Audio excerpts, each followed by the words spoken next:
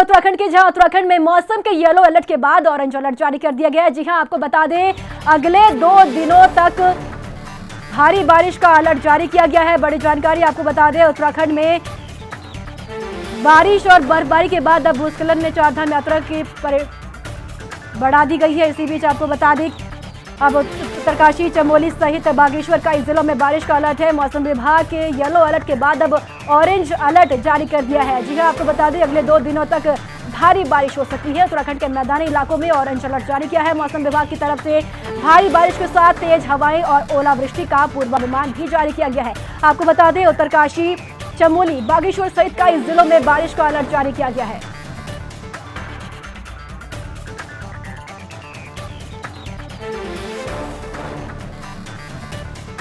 इसी खबर पर ज्यादा जानकारी के साथ अशोक देहरादून से मेरे सहयोगी मेरे साथ बने हुए हैं। अशोक, उत्तराखंड में मौसम विभाग की तरफ से क्या कुछ जानकारी दी गई है? ऑरेंज अलर्ट जारी किया गया है। बिल्कुल निश्चित तौर पर देखिए परिधि, समय समय पर मौसम विभाग द्वारा हम देख रहे हैं कि मौसम की जो भविष्यवाणी की जा रही है वो लगातार सच साबित भी हो रही है। क्योंकि अगर सबसे पहले मैदानी इलाकों की यहां पर मैं बात करूं तो कल देर शाम के बाद से ही जिस तरह से आसमान में काले बादल छाने लगे और अचानक से मौसम ने जो करवट ली है और मूसलाधार बारिश भी जो है कल मैदानी इलाकों में देखने को मिली। और कल शाम से लेकर अभी तक जो है कहा जा सकता है कि बारिश हो भी रही है। आप अगर मेरे पीछे देख भी रहे होंगे इन तस्वीरों में तो लगातार ये बारिश कल शाम से ही जारी है और जिसके चलते कहीं ना कहीं अगर अब बात करें तो आवाजाही में भी आम जनता को भी जो है काफी परेशानी इस दौरान देखने को मिल रही। लेकिन जो सबसे बड़ी चुनौतियां इस समय इस बारिश की वजह से बनी हुई है वो सबसे ज्यादा बड़ी जो चुनौती है वो एक तो चारधाम यात्रा को लेकर है और दूसरी तरफ जो किसानों की जो फसल है खड़ी हो चुकी है, पूरी तरह से तैयार इस समय हो चुकी है, कटने का समय है, फसलें काटी भी जा रही हैं, जिसके चलते ये बिन मौसम बरसात उनके लिए कहीं ना कहीं परेशानियों का सबब बनती जा रही है। मौसम विभाग द्वारा जो भविष्यवाणी की गई है और आज के अगर मौसम को लेकर के बात करें तो 3500 से अधिक जो ऊंचाई वाले क्षेत्र है वहां पर बर्फबारी की संभावना जताई गई है। वहीं अब चारधाम यात्रा की बात करें तो केदारनाथ धाम की जो यात्रा है उसमें अगर रजिस्ट्रेशन की सबसे पहले बात करें तो 3 मई तक जो है रजिस्ट्रेशन रोक दिए गए हैं। बद्रीनाथ धाम में लैंडस्लाइड के चलते आवाजाही जो है वो रोकी गई है। काफी परेशानियां इस दौरान देखने को मिल रही हैं। देखना बहुत ही महत्वपूर्ण होगा कि इस दौरान किस तरह से अब मौसम जिस तरह से लगातार करवट बदल रहा है तो उसके लिए जो शासन के लिए भी, प्रशासन के लिए भी अपने आप में चुनौती जो बना हुआ है चारधाम यात्रा के दौरान, उन चुनौतियों से कैसा निपटा जाएगा। हालांकि इस चुनौती से निपटने के लिए बात करें परिधि तो देखिए 3 नोडल अधिकारी बनाए गए हैं जिनको कि केदारनाथ, बद्रीनाथ धाम की जिम्मेदारी सौंपी गई है, हेमकुंड साहिब की जिम्मेदारी सौंपी गई है और मां गंगोत्री और मां यमुनोत्री धाम के कपाट की जो जिम्मेदारी है वो सौंपी गई है, ताकि जो ये यात्रा है सुचारू रूप से चल सके, सरल हो, सुगम हो और बेहतर तरीके से, यानी कि आने वाले जो यात्री हैं उन्हें किसी भी तरह की कोई परेशानियों का सामना ना करना पड़े, इसलिए नोडल अधिकारियों को नियुक्त किया गया है। लेकिन क्या ये नोडल अधिकारी आने वाले जो यात्री होंगे, जो श्रद्धालु होंगे, उनकी जो परेशानियां इस समय बारिश के चलते, खराब मौसम के चलते उन्हें परेशानियां हो रही हैं, उनका समाधान निकालने में पूरी तरह से सक्षम साबित हो पाएंगे? आने वाला वक्त ही बताएगा। जी बिल्कुल अशोक, जिस तरीके से आपने केदारनाथ धाम और 4 धामों का जिक्र किया तो केदारनाथ धाम की यात्रा रोक दी गई है, भारी बर्फबारी वहां पर हो रही है। अब शासन प्रशासन वहां पर किस तरीके से इन चुनौतियों से निपटेगा?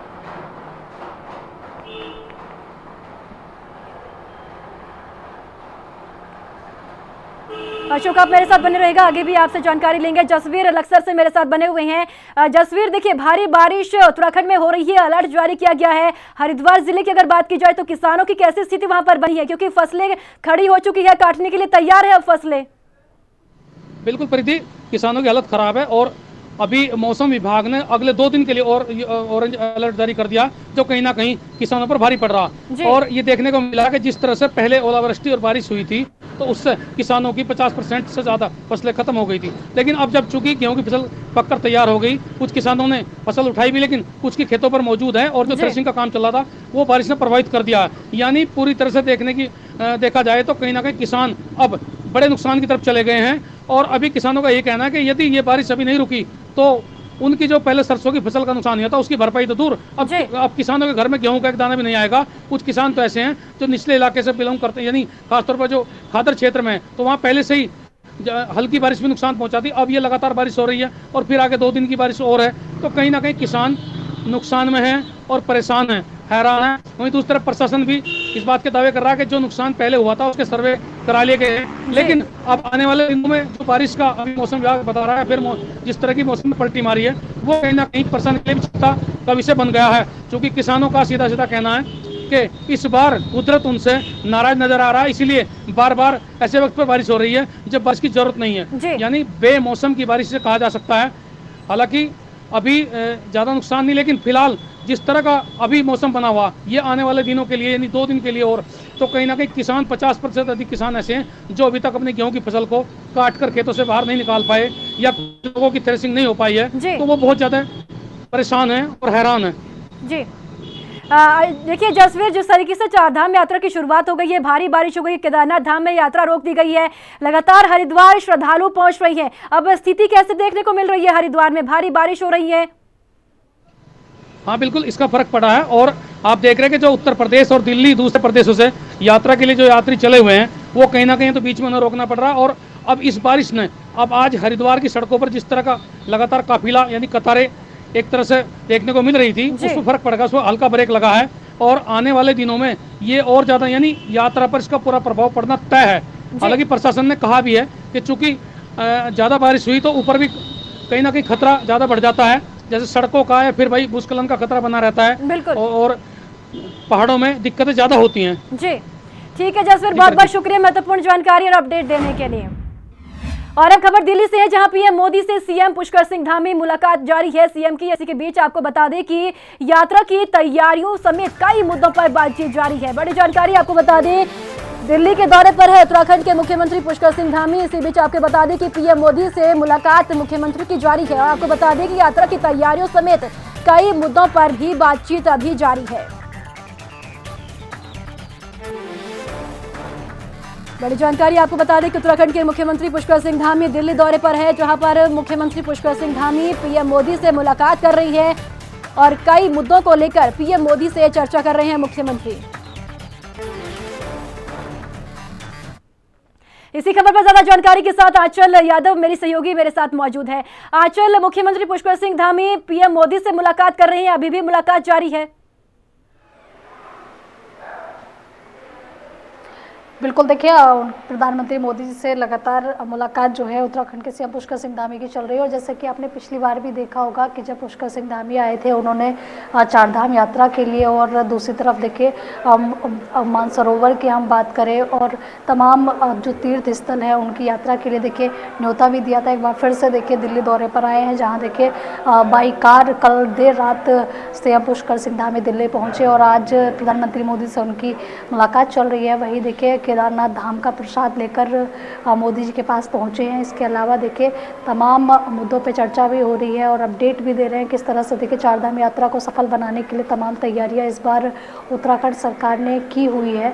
वहीं दूसरी तरफ देखिए आज 3:30 बजे देखिए ज्योतिरादित्य सिंधिया जी से मुलाकात होगी, जहाँ पर देखिए जो वायु परियोजनाएँ हैं या यूँ कहे जो हवाई परियोजनाएँ हैं उनको लेकर भी चर्चा होगी, किस तरह से कनेक्टिविटी जो है और ज़्यादा उत्तराखंड में बढ़ाई जाए, जो हवाई अड्डे हैं उसमें किस तरीके से लोगों को सुविधाएं मिलेगी, तमाम चीज़ों पर चर्चा होगी। लेकिन आपने देखा होगा कि समय समय पर केंद्र के जरिए उत्तराखंड का विकास करने के लिए उत्तराखंड के सीएम पुष्कर सिंह धामी लगातार दिल्ली दौरा करते हैं और समय समय पर अलग अलग मंत्रियों से मुलाकात करते हैं। इससे पहले आपने देखा होगा कि देखिए रेल मंत्री अश्विनी वैष्णव जी से मुलाकात हुई थी और वित्त मंत्री निर्मला सीतारमण से उत्तराखंड के बजट को लेकर बातचीत हुई थी, क्योंकि देखिए उत्तराखंड छोटा राज्य है और ऐसे में अतिरिक्त विकास के लिए देखिए एक बजट की भी ज़रूरत होती है, जो कि केंद्र से कहीं ना कहीं जब अप्रूवल मिल जाता है तो जो विकास कार्य है उनको और भी ज़्यादा उनमें तेज़ी आती है, उनको गति मिलती है। और यही कारण है कि देखिए उत्तराखंड के जो आने वाले 10 साल है उसमें उत्तराखंड सबसे ज़्यादा आगे बढ़े, इस बात पे फोकस करते हुए इसी पर उत्तराखंड सरकार जो है वो काम कर रही है। और यही कारण है कि देखिए उत्तराखंड के सीएम प्रत्येक महीने दिल्ली दौरा करते हैं, जिससे तमाम मंत्रियों से मुलाकात हो सके, प्रधानमंत्री से मुलाकात हो सके, उत्तराखंड की राजनीति पर भी चर्चा होती है। और 2024 के लिहाज से भी देखा जाए तो देखिए अब समय दूर नहीं है जब 2024 का चुनाव होगा, उसको लेकर उत्तराखंड में बहुत बहुत शुक्रिया महत्वपूर्ण जानकारी साझा करने के लिए। और खबर देहरादून से, जहां उत्तराखंड में यूनिफॉर्म सिविल कोड का ड्राफ्ट जून तक तैयार हो जाएगा। जी हां, सरकारी भूमि पर होने वाले अतिक्रमण को सख्ती से रोका जाएगा। किसी भी प्रकार का अतिक्रमण नहीं होने दिया जाएगा। मुख्यमंत्री ने कहा कि सरकारी भूमि पर होने वाले अतिक्रमण को सख्ती से रोका जाएगा। साथ ही कहा कि किसी भी प्रकार का अतिक्रमण नहीं होने दिया जाएगा। आपको बता दें, समान नागरिकता संहिता बनाने पर तेजी से काम किया जा रहा है। बड़ी जानकारी आपको बता दें कि यूनिफॉर्म सिविल कोड का ड्राफ्ट जून तक तैयार हो जाएगा। इसी बीच मुख्यमंत्री ने कहा कि सरकारी भूमि पर होने वाले अतिक्रमण को सख्ती से रोका जाएगा।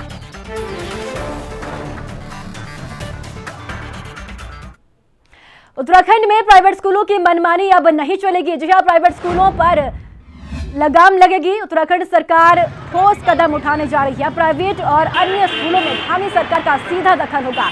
आपको बता दें, शिक्षा निदेशक के प्रतिनिधि के रूप में सरकारी सदस्य नियुक्त किए जाएंगे। बड़ी जानकारी आपको बता दें कि उत्तराखंड में अब प्राइवेट स्कूलों की मनमानी नहीं चलेगी। जी हां, आपको बता दें, प्राइवेट स्कूलों पर अब उत्तराखंड सरकार लगाम लगाने जा रही है। उत्तराखंड सरकार अब ठोस कदम उठाने जा रही है। प्राइवेट और अन्य स्कूलों में धामी सरकार का सीधा दखल होगा। शिक्षा निदेशक के प्रतिनिधि के रूप में सरकारी सदस्यों की नियुक्ति की जाएगी। ये एक ईमानदार युवा मुख्यमंत्री की एक ईमानदार कोशिश है कि जो देश का भविष्य है, प्रदेश का भविष्य है, उनकी एजुकेशन के साथ खिलवाड़ ना हो, ब्लैकमेलिंग ना हो, उनके साथ कहीं उनके ऊपर मेंटल प्रेशर ना आए। तो इसलिए ये स्पष्ट किया गया है कि एक प्रतिनिधि के रूप में एक व्यक्ति स्कूलों में निगरानी रखेगा, जिससे पता चलता रहे कि स्कूलों में कहीं कोई गड़बड़ी तो नहीं हो रही है, वहाँ कहीं लोगों को फीस के नाम पे, बच्चों को किसी और नाम पे टॉर्चर तो नहीं किया जाएगा। तो अच्छी पहल, मुझे लगता है कि इसका जितना स्वागत हो उतना कम है। और हम माननीय मुख्यमंत्री जी का इस अथक पहल के लिए धन्यवाद। इसी खबर पर ज्यादा जानकारी के साथ अशोक देहरादून से मेरे साथ बने हुए हैं। अशोक, देखिए, जिस तरीके से उत्तराखंड में प्राइवेट स्कूलों की मनमानी देखी जाती थी, अब सरकार की तरफ से सख्त रुख अख्तियार कर लिया गया है। निश्चित तौर पर बिल्कुल कहेंगे इस पर। अगर प्रीति बात करें तो उत्तराखंड में करीब 6000 से ज्यादा जो प्राइवेट स्कूल्स हैं। अब अगर ऐसे इन प्राइवेट स्कूलों की बात करें तो आज के समय में देखा जाता है सरकारी स्कूलों से ज्यादा जो अगर अभिभावकों की बात करें तो अभिभावक अपने बच्चों को प्राइवेट स्कूल्स में भेजना ज्यादा बेहतर समझते हैं। वो इसलिए भी समझते हैं क्योंकि प्राइवेट स्कूल्स में ज्यादा बेहतर जो शिक्षा है वो मिल पाती है, वहां पर सुविधाएं ज्यादा अच्छी होती हैं। लेकिन अगर अब उन प्राइवेट स्कूलों की यहां पर बात करें तो वही प्राइवेट स्कूल वाले अपनी मनमानी भी कहीं ना कहीं उनकी ओर से देखने को मिलती हैं। चाहे फिर वो बढ़ती फीसों की बात कर ली जाए या फिर अपने जो प्राइवेट बुक्स को लेकर के बात कर ली जाए, या इसके अलावा अन्य बहुत सी ऐसी चीजें हैं जिसको लेकर के अपनी मनमानी प्राइवेट स्कूलों की ऐसे में देखने को भी मिलती है। क्योंकि देखिए, अभी जिस तरह से एडमिशन ओपन हुए, स्कूल फिर से जो शुरू हो चुके हैं, नया शैक्षिक सत्र जो है अप्रैल में शुरू हो गया।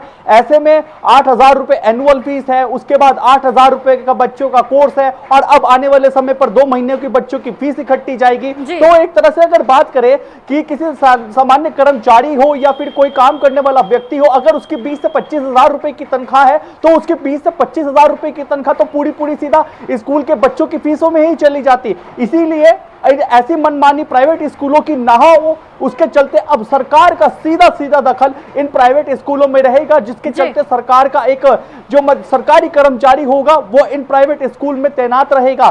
सीधा उसका यही दखल रहेगा, उसका यह काम होगा कि अगर प्राइवेट स्कूल वाला कोई मनमानी करता है या जरूर से ज्यादा जो फीस वसूल करता है। अशोक, बहुत शुक्रिया महत्वपूर्ण जानकारी साझा करने के लिए।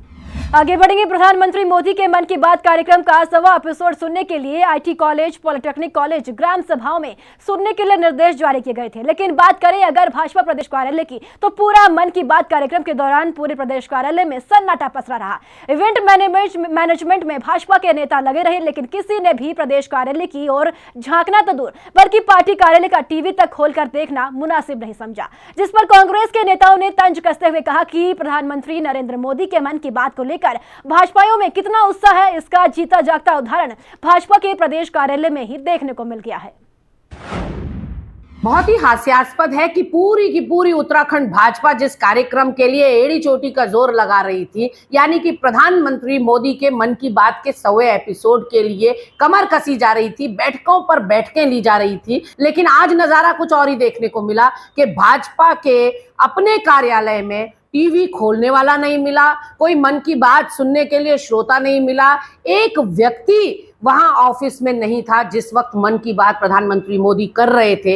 वहीं दूसरी तरफ क्योंकि जोर गरीब बच्चों पे चल रहा है, अध्यापकों पे चल रहा है, तो उनके लिए मैंडेटरी कर दिया गया, लेकिन अपने कार्यकर्ताओं और नेताओं पर आपका कोई जोर नहीं चला। भाजपा कार्यालय सुबह से लेकर अभी हम 1 बज रहे हैं दिन के, वहां ना टीवी खोलने वाला कोई है, ना मन की बात सुनने वाला कोई है। चिराग तले अंधेरा जिसे कहते हैं, वो कहावत यहाँ चरितार्थ हो रही है। और इसी के साथ इस बुलेटिन में इतना ही। दीजिए इजाजत, नमस्कार।